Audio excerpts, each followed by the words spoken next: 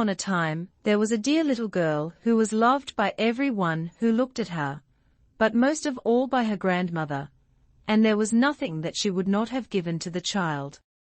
Once she gave her a little cap of red velvet, which suited her so well that she would never wear anything else. So she was always called Little Red Riding Hood. One day her mother said to her, "Come, Little Red Riding Hood, here is a piece of cake and a bottle of wine.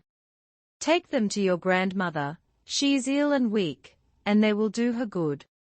Set out before it gets hot, and when you are going, walk nicely and quietly and do not run off the path, or you may fall and break the bottle, and then your grandmother will get nothing. And when you go into her room, don't forget to say, 'Good morning,' and don't peep into every corner before you do it." "I will take great care," said Little Red Riding Hood to her mother, and gave her hand on it. The grandmother lived out in the wood, half a league from the village, and just as Little Red Riding Hood entered the wood, a wolf met her. Little Red Riding Hood did not know what a wicked creature he was, and was not at all afraid of him. "Good day, Little Red Riding Hood," said he. "Thank you kindly, wolf." "Whither away so early, Little Red Riding Hood?" "To my grandmother's." "What have you got in your apron?" "Cake and wine." "Yesterday was baking day, so poor sick grandmother is to have something good, to make her stronger." "Where does your grandmother live, Little Red Riding Hood?" "A good quarter of a league farther on in the wood. Her house stands under the 3 large oak trees, the nut trees are just below."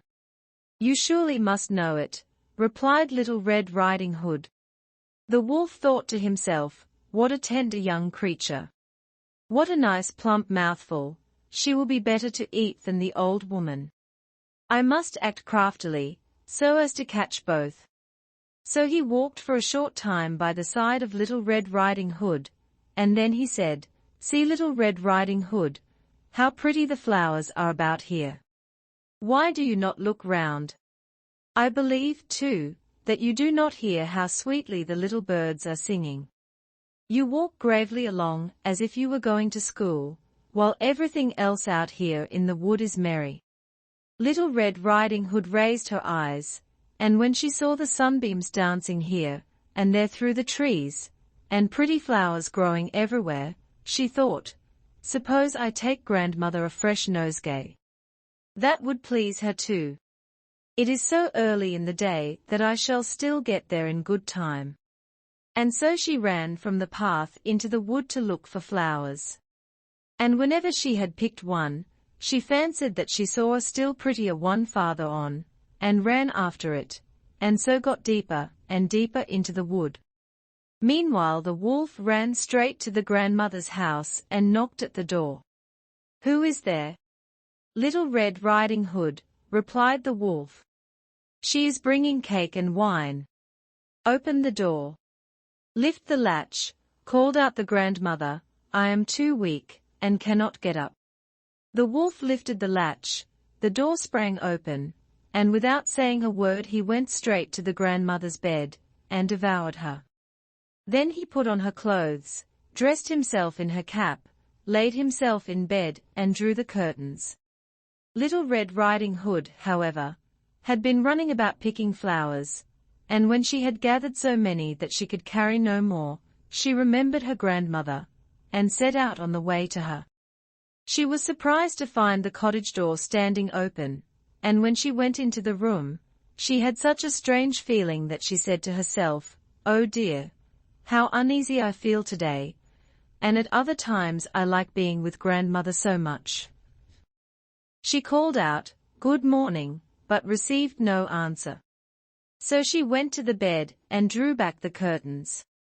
There lay her grandmother with her cap pulled far over her face, and looking very strange.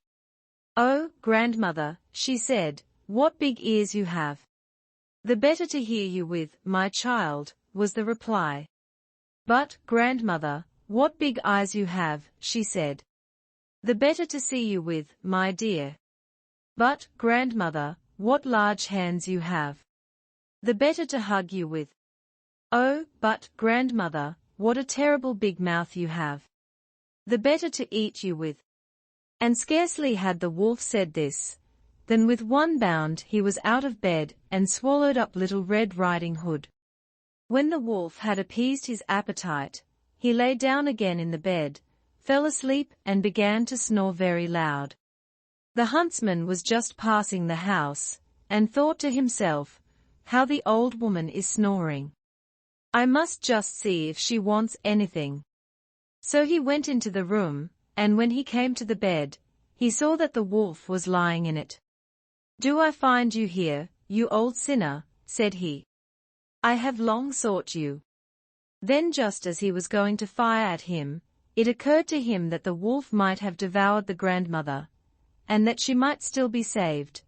So he did not fire, but took a pair of scissors, and began to cut open the stomach of the sleeping wolf.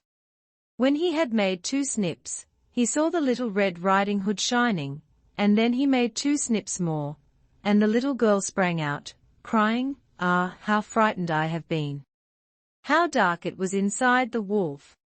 And after that the aged grandmother came out alive also, but scarcely able to breathe. Little Red Riding Hood, however, quickly fetched great stones with which they filled the wolf's belly, and when he awoke, he wanted to run away, but the stones were so heavy that he collapsed at once, and fell dead. Then all 3 were delighted. The huntsman drew off the wolf's skin, and went home with it.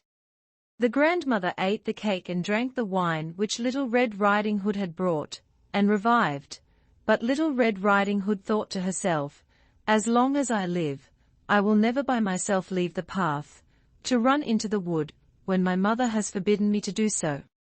It is also related that once when Little Red Riding Hood was again taking cakes to the old grandmother, another wolf spoke to her, and tried to entice her from the path.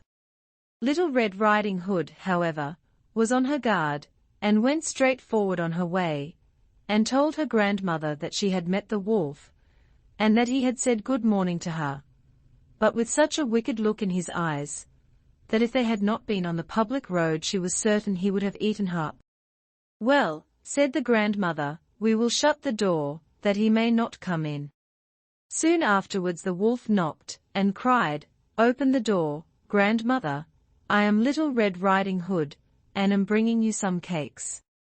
But they did not speak, or open the door, so the greybeard stole twice or thrice round the house, and at last jumped on the roof, intending to wait until Little Red Riding Hood went home in the evening, and then to steal after her and devour her in the darkness.